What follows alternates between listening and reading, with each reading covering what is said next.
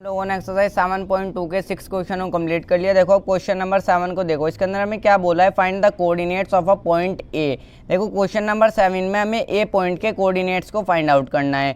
Where A B is a diameter of a circle, जहां A B diameter है circle की, who centre is 2,-3, जिसका centre 2,-3 and B is 1,4 और B point जो है वो 1,4 है।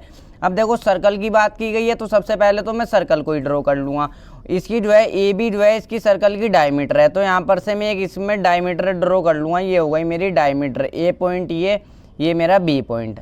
अब देखो ये मैंने डायमीटर ड्रॉ कर लिया और इसका ये जो है सेंटर हो गया, यानी ये जो है इस ए बी का मिड पॉइंट है। सेंटर एकदम बीच में होगा। जितना डिस्टेंस इधर होगा, सपोज इधर 2 सेंटीमीटर है तो इधर भी 2 सेंटीमीटर ही होगा।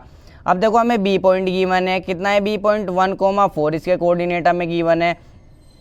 हु सेंटर इज 2,-3 और हमें जो है सेंटर के कोऑर्डिनेट भी गिवन है। सेंटर को मैं इसको नाम दे देता हूँ पी। इसके कोऑर्डिनेट हमें कितने गिवन है, देखो इसके कोऑर्डिनेट हमें गिवन है 2,-3। अब ए के कोऑर्डिनेट को हमें फाइंड आउट करना है। इसके मैं लेट कर लूँगा, इसके कोऑर्डिनेट हमारे x, y है। तो बिल्कुल आसान सा ये क्वेश्चन है। तो देखो हम इसको किस तरीके से करेंगे।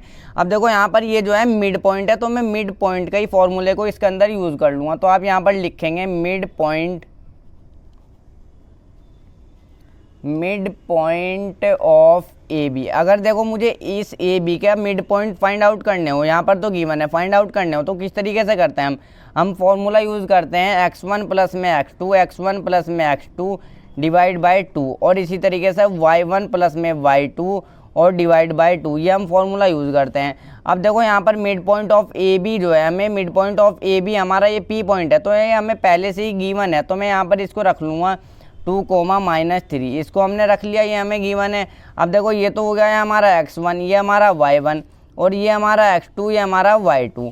अब देखो यहाँ पर बस सॉल्व कर लो, x1 प्लस में x2 x1 की वैल्यू हमारी x प्लस में x2 की वैल्यू हमारी कितनी है, देखो 1 है, डिवाइड बाई 2, y1 प्लस में y2, y1 y2 हमारा 4, तो y प्लस में 4 और डिवाइड बाई 2। तो इसको जो है हम इस तरीके से ब्रैकेट में रखेंगे। देखो इस ब्रैकेट में ये वाली x की वैल्यू, ये वाले y की वैल्यू, इसी तरीके से इस वाले ब्रैकेट में ये पूरी x की वैल्यू, ये पूरी y की वैल्यू। अब मैं x की वैल्यू को x के इक्वल रखूँगा और y की वैल्यू को, जो ये वाली y की वैल्यू को मैं y के इक्वल रखूँगा, तो हमारे ए पॉइंट के कोऑर्डिनेट आराम से आ जाएंगे। अब देखो इसको मैं किस तरीके से करूँगा, तो इसको जो है 2 पार्ट में इस तरीके से हम डिवाइड कर लेंगे। तो इधर x की वैल्यू कौन सी हमारी 2 है, तो 2 को जो है आप इसके इक्वल रखो, x की वैल्यू के इक्वल, ये x प्लस में 1 डिवाइड बाई 2। अब देखो ये जो 2 है नीचे है, यहाँ पर क्रॉस मल्टीप्लाई हो जाएगी इस तरीके से। क्रॉस मत लगाना, समझाने के लिए बता दिया। 2 की मल्टीप्लाई हो जाएगी, ऊपर 4 हो जाएगा, x प्लस में 1, तो देखो 4, ये 1 इधर प्लस का इधर जाएगा माइनस का 1 इज इक्वल टू x। तो देखो x की वैल्यू क्या आ जाएगी यहाँ पर, 4 - 1 3, तो x की वैल्यू हमारी आ गई 3। तो अब मैं जो हूँ y की वैल्यू को भी निकाल लूँगा। तो यहाँ पर रखो, देखो इधर y की वैल्यू, इस वाले ब्रैकेट में y की वैल्यू वाली है, इस वाले ब्रैकेट में y की वैल्यू वाली है, तो मैं y की वैल्यू को y की वैल्यू के इक्वल रखूँगा, -3 is equal to y plus में 4 डिवाइड बाई 2। तो देखो इसी तरीके से क्रॉस मल्टीप्लाई हो जाएगी, 2 की मल्टीप्लाई करो -3 में, तो -6 इज इक्वल टू, तो यहाँ पर देखो क्या हो जाएगा, y प्लस में 4। अब देखो यहाँ पर ये -6 इज इक्वल टू, यहाँ पर ये जो 4 है ना, इधर प्लस का इधर ले आऊँगा तो -4 ये हमारा हो जाएगा। इधर आपका क्या रहेगा, y। अब देखो यहाँ पर माइनस प्लस, मगर माइनस के साथ वैल्यू आएगी, माइनस का 10 आ जाएगा इज इक्वल टू y। तो इसको सही तरीके से लिख सकते हो, y इज इक्वल टू -10।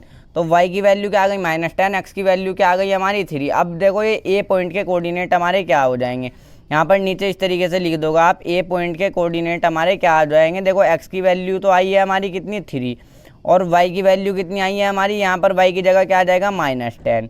तो ये हो जाएंगे हमारे ए पॉइंट के कोऑर्डिनेट और यही जो है हमारा आंसर हो जाएगा।